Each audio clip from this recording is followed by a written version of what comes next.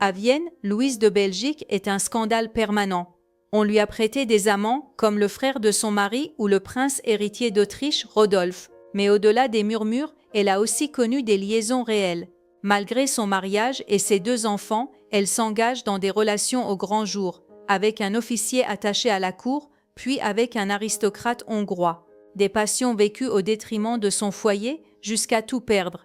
Pourtant, l'homme qui a le plus marqué son existence n'est aucun de ses amants, c'est son père. Léopold II est un père dur, incapable de tendresse.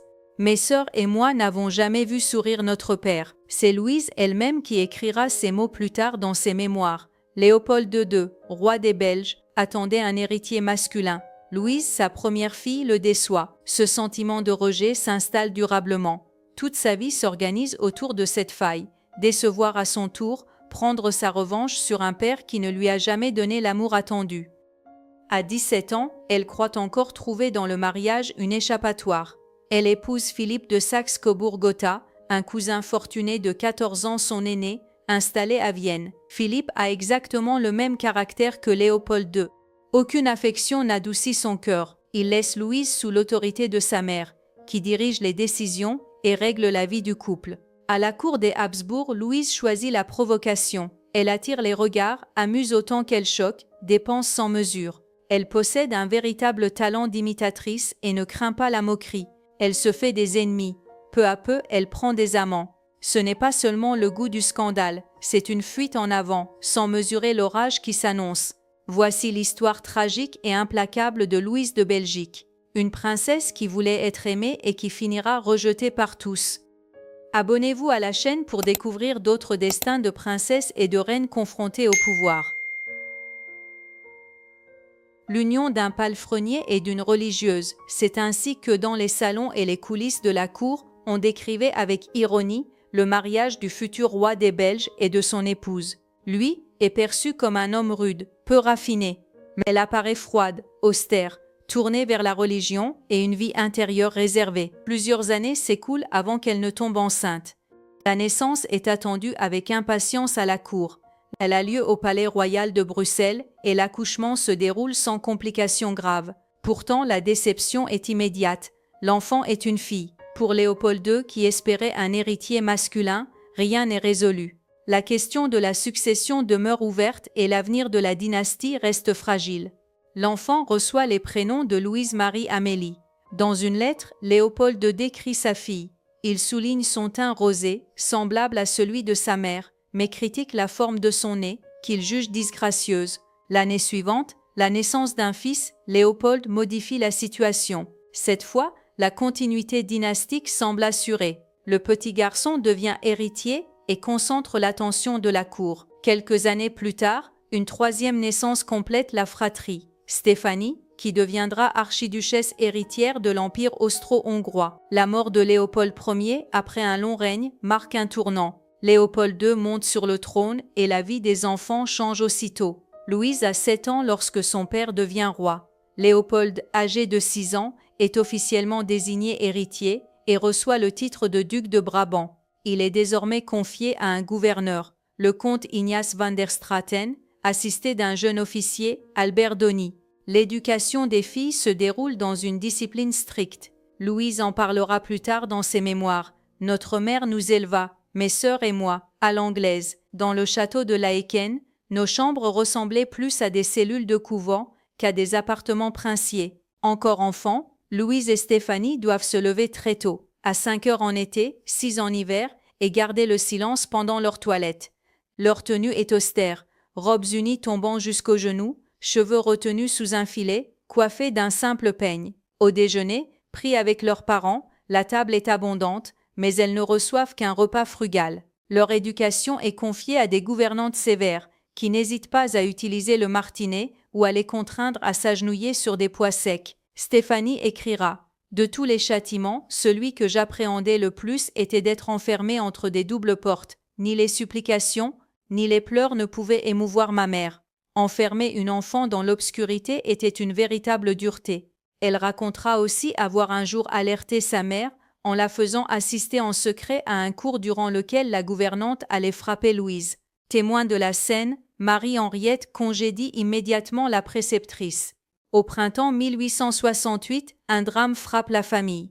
Le jeune Léopold tombe malade après une chute dans l'étang du parc de Laeken. Son état se dégrade rapidement, malgré une amélioration passagère. Les médecins ne parviennent pas à le sauver. Il meurt quelques mois plus tard d'une pneumonie, à l'âge de 10 ans, malgré les soins et la présence constante de sa mère à son chevet. La disparition du prince ne sera jamais surmontée par Léopold II. Des années plus tard, alors qu'un courtisan le félicite pour une réussite diplomatique en s'exclamant « Le roi a bien de la chance », il répond avec mélancolie « Non, le roi n'a pas de chance, le roi a perdu son fils ». Pour Louise, ce décès est une rupture. Dans ses mémoires, elle évoque une douleur intense et une révolte profonde, allant jusqu'à écrire qu'elle a maudit Dieu et qu'elle ne concevait plus l'existence sans son frère. Après la mort de l'héritier, c'est Philippe, comte de Flandre et oncle de Louise, qui devient l'héritier du trône. Léopold II espère encore la naissance d'un fils. Une grossesse se termine par une fausse couche. Quelques mois plus tard naît une dernière fille, Clémentine, ultime enfant du couple royal. Après cette naissance, le fossé déjà existant entre les souverains se creuse davantage. En 1889, la reine quitte Bruxelles et s'installe à Spa, ancienne ville d'eau fréquentée par les souverains européens, où elle mène une existence retirée et mélancolique. À l'adolescence, Louise attire l'attention de plusieurs cours européennes. On l'a dit jolie, et la fortune de son père renforce sa valeur sur le marché matrimonial. Léopold II redoute un temps qu'on ne cherche à la marier au fils de Napoléon III, qu'il méprise et considère comme un parvenu. Après la chute du Second Empire, cette éventualité disparaît. Deux candidats restent alors en lice, Frédéric de Hohenzollern et Philippe de Saxe-Cobourg, cousin germain du roi. Philippe se déclare le premier et renouvelle sa demande lors d'un séjour à Ostende, où il vient accompagné de sa mère, Clémentine d'Orléans. Installé à Vienne, héritier d'une grande fortune en Hongrie, il appartient à la maison de Saxe-Cobourg par son père et descend du roi des Français par sa mère. Cette double ascendance, jointe à sa situation financière, pèse en sa faveur. Marie-Henriette, attachée à ses racines d'Europe centrale, soutient cette alliance. Léopold II, pour sa part, y voit un choix acceptable. Il préfère cette union à un rapprochement avec la Prusse, encore mal perçu après la guerre de 1800. Il consent donc à un mariage qui ne le convainc qu'à moitié, afin d'écarter d'autres prétendants qui lui déplaisent davantage. Louise, pourtant, n'a pas participé aux décisions qui ont fixé son avenir. Lorsqu'elle apprend ses fiançailles, elle se souvient d'un homme déjà croisé à Bruxelles, plus âgé qu'elle, sans que leurs échanges aient été marquants. Elle croit le connaître et se réjouit à l'idée de se marier, sans mesurer ce que cela implique. Les fiançailles sont célébrées, mais les noces sont repoussées d'un an en raison de son jeune âge et du lien de parenté entre les fiancés, qui exige une dispense religieuse. Après des négociations financières conduites par Léopold II, le mariage est finalement célébré au Palais royal de Bruxelles. Dans ses mémoires, Louise s'interrogera sur les intentions de son mari. Elle se demandera s'il n'a pas été surtout attiré par sa position et par ce que représentait l'union avec la fille du roi. La nuit de noces tourne court. Après le bal, les époux se retirent au château de Laeken. Plus tard, Louise racontera sa stupeur, sa peur et sa fuite hors de la chambre. Elle traverse le parc en pleine nuit et se réfugie dans l'orangerie. Une sentinelle l'aperçoit. La reine Marie-Henriette vient la rejoindre, la console puis la rappelle à l'ordre. Elle lui parle de ses devoirs d'épouse. Avant de s'installer à Vienne, où se trouve la résidence principale de Philippe, le couple effectue plusieurs visites officielles à Gotha. Louise aurait voulu emmener l'une de ses femmes de chambre. On le lui refuse. Lors des dîners, Philippe fait servir beaucoup de vin à sa très jeune épouse et lui impose des lectures à caractère érotique. Le voyage se poursuit par Prague puis Budapest. Pour Louise, ces premières semaines confirment déjà le déséquilibre de la relation. Le 15 mars 1875, elle découvre sa nouvelle résidence et ressent immédiatement une profonde déception. Elle écrit qu'en entrant, elle a eu froid, que le bâtiment a l'air grand au dehors, mais qu'il est lugubre à l'intérieur. Il s'y trouve notamment de grandes vitrines remplies des souvenirs de voyage de Philippe. Oiseaux empaillés, bronze, ivoire, Bouddha, elle conclut simplement « J'en eus le cœur soulevé ». Dans cette maison qu'elle rejette dès le premier jour, Louise ne décide de rien. Philippe et sa mère, Clémentine d'Orléans, règlent l'organisation quotidienne et imposent leur choix. Clémentine, femme de caractère et mère possessive, exerce un contrôle constant sur son fils et sur sa belle-fille de 17 ans. Louise peine à trouver sa place. Très vite, la jeune princesse se heurte au caractère de son mari, viveur, instable, sûr de lui. Les tensions avec Philippe apparaissent rapidement. Il cherche à façonner son épouse, qu'il considère comme lui appartenant, et tente de l'initier à une sexualité qu'elle refuse. Il lui impose des lectures osées et lui montre sa collection d'objets érotiques rapportés du Japon. Louise répond par une vie mondaine coûteuse. Pour se distraire, elle sort davantage, dépense sans compter, achète toilettes et bijoux. Elle devient l'une des femmes les plus élégantes de la capitale autrichienne. À Vienne, sa beauté attire, son attitude choque. Elle observe son entourage avec acuité, imite, critique, souligne les travers avec ironie. Très vite, la société viennoise lui prête plusieurs liaisons. La Vienne conservatrice de François-Joseph Ier la juge sévèrement. L'empereur ne l'apprécie pas. Louise se rapproche de son fils, du prince héritier Rodolphe d'Autriche, qu'elle décrit comme un pur sang plus troublant que beau. Leur nature indocile et révoltée se ressemble. Il lui confie ses amours et ses projets politiques. Louise arrive à le convaincre d'accepter son mariage avec Stéphanie, union qui se révélera tragique.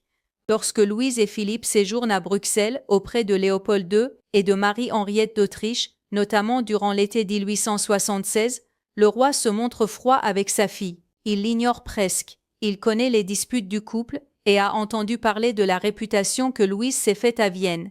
Le mariage, fragile dès le départ, ne s'améliore pas. Un fils, Léopold, né en juillet 1878, puis une fille, Dorothée, quelques années plus tard, entre deux fausses couches. Ces naissances apaisent brièvement les tensions, mais Louise comprend rapidement que son époux est un mauvais compagnon. Donnée presque enfant à un homme qu'elle n'a jamais aimé, elle avait espéré au moins une entente correcte, une coexistence digne. Plus tard, évoquant ce mariage de raison, elle écrira « Je n'ai dû que des infortunes à mon origine royale ».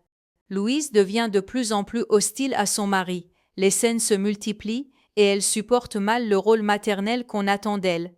À la fin des années 1880, les enfants sont séparés. Léopold est confié à un précepteur, Dorothée à une gouvernante, chacun suivant une éducation distincte. En mai 1881, après son mariage avec Rodolphe d'Autriche, Stéphanie s'installe à la cour d'Autriche. Leur mère lui écrit pour la mettre en garde. Évite Louise, et si tu la vois, raisonne-la, montre-lui le bon exemple. Elle précise que Louise n'est pas vraie, qu'il ne lui coûte rien de mentir ni de jouer la comédie, et qu'elle est très frivole. Stéphanie reçoit l'ordre de ne pas fréquenter régulièrement sa sœur. Louise le vit très mal.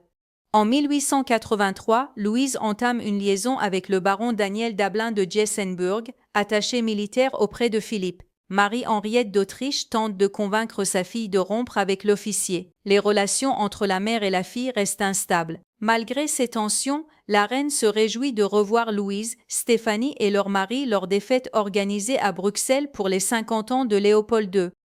Après la mort soudaine du baron d'Ablain, Philippe le remplace par un jeune aristocrate allemand, Nicolas Dory de Joba-Haza, cavalier réputé et passionné de chasse. Louise s'attache rapidement à lui. En raison de ses fonctions, Dory est présent chaque jour auprès du couple et les accompagne dans leur séjour à l'étranger, notamment en Allemagne et en Italie. Philippe, qui conserve des sentiments pour sa femme, tente de faire cesser cette relation en sollicitant l'intervention de la reine. Celle-ci reçoit Dory à Ostende, mais cette démarche ne met pas fin à la liaison, qui se poursuit jusqu'au mariage de Dory.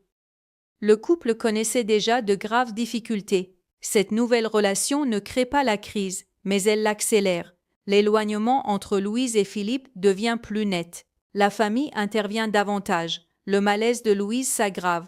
À la fin de cette période, les tensions semblent provisoirement s'atténuer et elle se rapproche de ses enfants, sans que les problèmes de fond disparaissent. Après le mariage de Dory, une courte réconciliation a lieu. Louise et Philippe entreprennent un long voyage en Égypte. Au début, Louise supporte mal le pays. Le bruit, la foule et le climat l'irritent. Elle se sent isolée. Peu à peu, son regard évolue. Elle écrit à Stéphanie que la vie finit par lui plaire sur place, même si les pyramides l'ont déçue et qu'elle n'a pas eu la force d'y monter.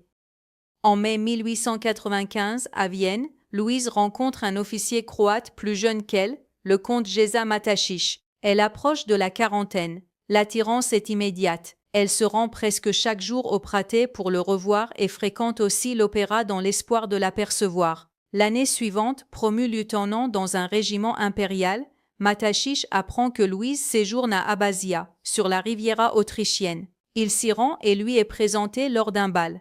Le sentiment est partagé. Louise lui confie la direction de ses écuries et lui demande de lui donner des leçons d'équitation. Au printemps suivant, il devient officiellement responsable de ses écuries et prend aussi en main la gestion de ses finances. Après de 40 ans, Louise s'attache à cet officier hongrois, romantique et attentif. Il se dévoue entièrement à elle. Elle l'aime avec la force de ceux qui n'ont pas encore connu le bonheur et qui veulent y croire. Restée croyante, elle espère obtenir de Rome l'annulation de son mariage pour pouvoir l'épouser. Les amants quittent Vienne et se retirent au château de Labor, en Croatie, où ils vivent quelque temps à l'écart, sans mesurer les conséquences de leur choix. La liaison ne tarde pas à être connue à la cour. François-Joseph Ier convoque Louise. Il lui rappelle qu'elle est mariée, lui conseille de voyager pour calmer les rumeurs, et lui demande de ne pas paraître au prochain bal. Plus tard, Matachiche écrira qu'à partir de ce moment, elle n'était plus, aux yeux de la cour, qu'une femme déchue sans appui. L'affaire devient un scandale public dans toute l'Europe. Marie-Henriette d'Autriche et Léopold II interdisent à Stéphanie de revoir sa sœur, et Louise n'est plus reçue en Belgique. Le jour de son anniversaire, Philippe provoque Matachiche en duel pour laver son honneur. Après plusieurs échanges sans résultat, puis un affrontement au sabre, Philippe n'est que légèrement blessé à la main, Matachiche ayant choisi de l'épargner. À l'issue du duel, il rejoint Louise à Nice. Philippe parvient ensuite à éloigner Dorothée de sa mère en envoyant la jeune fille et son fiancé à Dresde. Il tente de régler les dettes de Louise sans y parvenir totalement. Il sollicite l'aide de Léopold II qui refuse. C'est finalement François-Joseph qui règle les créances sur ses fonds personnels, provoquant une rupture durable entre le roi des Belges et l'empereur d'Autriche. Quelques semaines après le duel, Philippe et François-Joseph décident de faire ramener Louise en Autriche et de la séparer de Matachiche. Craignant d'être écarté de l'héritage de Léopold II, devenu extrêmement riche grâce au Congo, le prince de Saxe-Cobourg agit sans scrupule. Il fait enlever son épouse et obtient qu'un médecin, sans véritable examen, la déclare atteinte d'aliénation mentale. Louise est enfermée à l'asile de Döbling, près de Vienne, dans un quartier réservé aux malades jugés dangereux. La décision permet de sauver les apparences, l'honneur est protégé, la folie explique tout. Avec l'appui des souverains belges, Philippe fait officiellement déclarer son épouse folle et organise son internement. Louise a le choix entre un retour surveillé au palais Cobourg ou un placement en maison de santé. Elle opte pour l'internement. Elle est installée dans un pavillon isolé, à l'écart des autres pensionnaires en raison de son rang. Au même moment, Matachiche est accusé d'avoir falsifié des traites signées au nom de Louise et de Stéphanie. Il est arrêté, incarcéré dans une prison militaire, puis transféré quelques mois plus tard dans un autre établissement au sud de Vienne.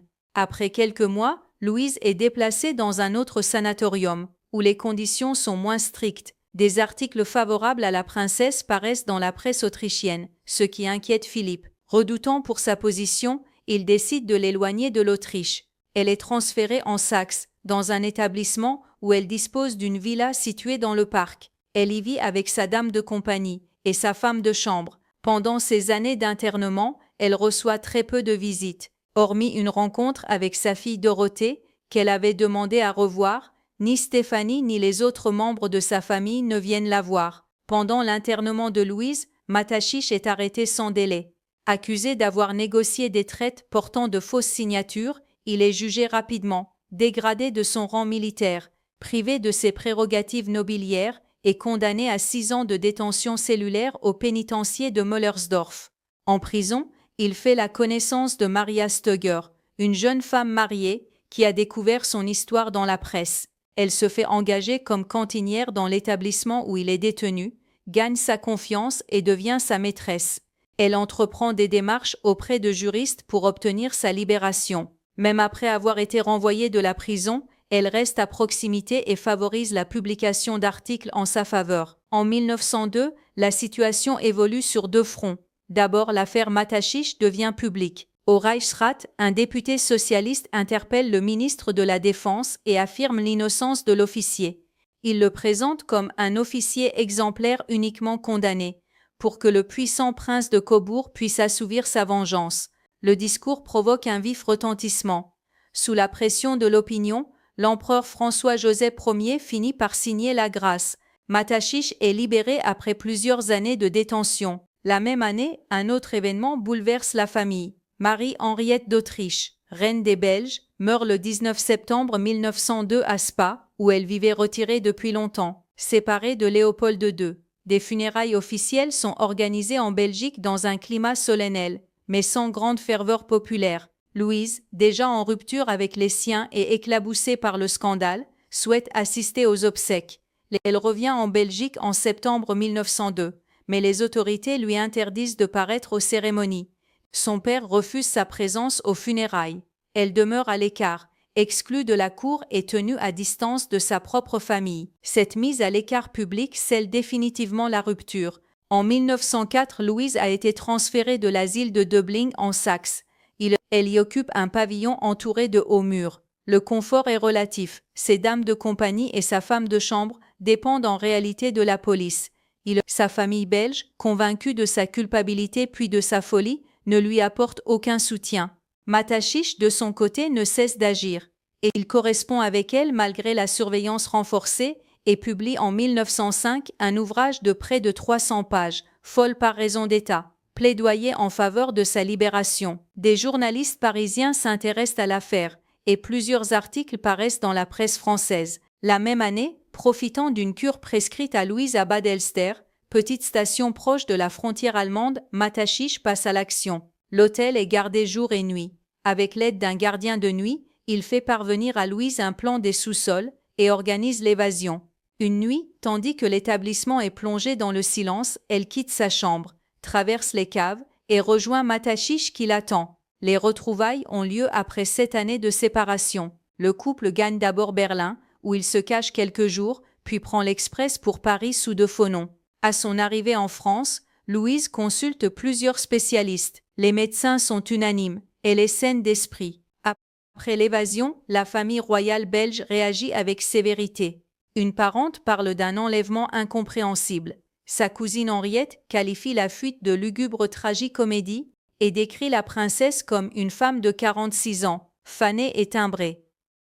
Philippe de Saxe-Cobourg doit admettre qu'il ne peut plus rien contre cette épouse qu'il n'a jamais aimée. Rome refuse l'annulation du mariage que Louise espérait obtenir. En 1906, le divorce est prononcé et elle est exclue de la maison de Saxe. Léopold II accomplit alors un geste rare en sa faveur. Il lui rend son titre de princesse de Belgique. Philippe avait proposé une séparation à l'amiable assortie d'une pension. La rupture devient définitive. Pour Louise, une nouvelle épreuve commence. Habituée à un train de vie élevé, elle s'endette rapidement. Elle voyage avec Matachiche à travers l'Europe pour échapper à ses créanciers. Dans le même temps, celui-ci entame une liaison avec Anna von Gebauer, la dame de compagnie de Louise. À Berlin, la princesse signe une importante reconnaissance de dette. Elle apprend ensuite que les bijoux hérités de sa mère, saisis par les créanciers, vont être vendus aux enchères. Sa garde-robe est dispersée peu après lors de ventes publiques à Vienne. En 1909, Léopold II meurt. Il a organisé sa succession de manière à écarter ses filles au profit de l'État belge. À la mort de Léopold II, ses 3 filles découvrent l'ampleur du problème qui les attend. Très vite, une bataille s'engage autour de l'héritage. Face à elle se trouve une femme, Blanche de la Croix, connue sous le nom de baronne de Vaune. Il ne s'agit pas d'une figure discrète restée dans l'ombre. Pendant des années, leur père a vécu ouvertement avec elle. Désormais, les princesses doivent affronter celle qu'elles considèrent comme la principale bénéficiaire de sa fortune. Blanche de la Croix, née Caroline Lacroix en France, est issue d'un milieu modeste. Lorsqu'elle rencontre le roi, elle est très jeune et lui déjà âgé. Leur relation débute au tournant du siècle et devient rapidement publique. Léopold II l'installe près de Laeken, lui offre des maisons, des terrains, des bijoux et des revenus considérables. Elle est introduite dans les cercles proches du pouvoir et s'impose dans l'entourage royal malgré le scandale. 2 fils naissent de cette relation, que le roi reconnaît. À la fin de sa vie, quelques jours avant sa mort, Léopold II épouse religieusement Blanche. Ce mariage n'a pas de valeur civile en Belgique, mais il marque un geste clair. Les filles du roi sont tenues à l'écart. Elles comprennent alors que leur père a organisé une partie de sa succession en dehors d'elles. Une fraction importante de ses biens a été transférée ou dissimulée à l'étranger, notamment par le biais de sociétés écrans. L'objectif est double, protéger certains projets personnels et limiter les droits successoraux de ses héritières légitimes. À la mort du souverain, Louise revient en Belgique. En raison de sa vie avec Matachiche, elle reste à distance des cérémonies officielles. Mais sur le plan juridique, elle agit immédiatement. À Bruxelles puis en France le lendemain, elle tente de faire apposer des scellés sur les biens de Blanche de la Croix. Elle estime que ces biens proviennent d'une fortune qui aurait dû revenir aux filles du roi. Les tribunaux la déboutent. Une décision provisoire favorable obtenue à l'étranger est finalement annulée en appel. L'État belge propose un accord financier aux 3 princesses, chacune recevant une somme identique. Stéphanie et Clémentine acceptent, Louise refuse. Elle engage plusieurs procédures contre l'État et indirectement contre les dispositions prises par son père. Elle veut une part plus importante et conteste la manière dont la fortune a été organisée. Après des années de procédures, et malgré le rejet de certaines de ses demandes par la Cour d'appel, un compromis est trouvé entre elle, l'État et certains créanciers. Comme ses sœurs, elle reçoit un peu plus de 5 millions de francs. La guerre judiciaire s'achève, mais elle confirme une rupture définitive entre Louise et l'image paternelle qu'elle n'a jamais cessé de combattre. Lorsque la guerre éclate en 1914, Louise et Géza Matachiche vivent à Vienne, dans leurs appartements du Parc Hôtel. Maria Stöger, la femme qui avait aidé Géza durant ses années de détention et d'exil, fait désormais partie de leur entourage proche. Le conflit surprend Louise. Elle écrira plus tard qu'elle ne voulait pas croire à la guerre, qu'elle pensait la crise passagère. Mais dès les premiers jours, sa situation devient précaire. En tant que princesse belge résidant en Autriche-Hongrie, elle est considérée comme ressortissante d'un pays ennemi. Les autorités impériales lui signifient rapidement qu'elle doit quitter le territoire. Un responsable de la police vient personnellement lui notifier la décision. Louise tente de rejoindre la Belgique, mais son trajet est interrompu à Munich, où les mouvements sont strictement contrôlés. La frontière est fermée. Elle comprend alors que son pays est envahi et que le conflit sera long. Elle reste donc en Bavière, dans une position incertaine, étrangère en territoire en guerre. Jusqu'à l'été 1916, Louise et Géza vivent à Munich avec Maria Stöger. Au début, ils disposent encore de quelques ressources. Mais la guerre bouleverse tout. La pension annuelle que l'État belge versait à Louise est supprimée. Les revenus disparaissent. Les dettes réapparaissent. Elle doit emprunter pour payer l'hôtel, les déplacements, les dépenses courantes. Ses préoccupations deviennent essentiellement financières. Le quotidien est marqué par l'angoisse et par l'instabilité. Au printemps 1907, un nouveau drame la frappe. Son fils Léopold, avec lequel elle était brouillée depuis des années et qui avait choisi le camp de son père, meurt dans des circonstances violentes. À la suite d'une dispute avec sa maîtresse, celle-ci lui jette de l'acide au visage avant de se suicider par arme à feu. La mort du jeune homme isole davantage Louise, déjà affaiblie par les épreuves précédentes. En août 1916, la situation s'aggrave encore. Géza est arrêté par les autorités autrichiennes. En raison de ses origines croates et du climat de suspicion généralisée, il est accusé de mener hostile à l'Empire. Il est envoyé dans un camp près de Budapest. Louise se retrouve seule, sans protection, sans ressources. Elle vend ses bijoux pour survivre et doit quitter son hôtel pour un logement plus modeste. Au début de 1917, ses dettes atteignent des montants considérables. Déclarée insolvable, elle assiste à la vente de ses biens. Elle finit par louer une simple chambre dans une pension et ne survit que grâce à quelques aides ponctuelles de sa fille Dorothée et de sa sœur Stéphanie. Un émissaire de Géza parvient plus tard à la faire sortir d'Autriche pour l'installer à Budapest. Bien que toujours détenue, Géza obtient l'autorisation de lui rendre de brèves visites. Les contacts avec Stéphanie reprennent. Après l'armistice et la libération de la Belgique, les biens de Louise sont placés sous séquestre. Les autorités belges la considèrent alors comme ressortissante hongroise et ne lui reconnaissent plus de droits directs. Dans ce contexte, elle entreprend la rédaction de ses mémoires, sans doute avec l'aide d'Henri de Noussan. Le livre paraît à Paris en 1921 sous le titre « Autour des trônes que j'ai vu tomber ».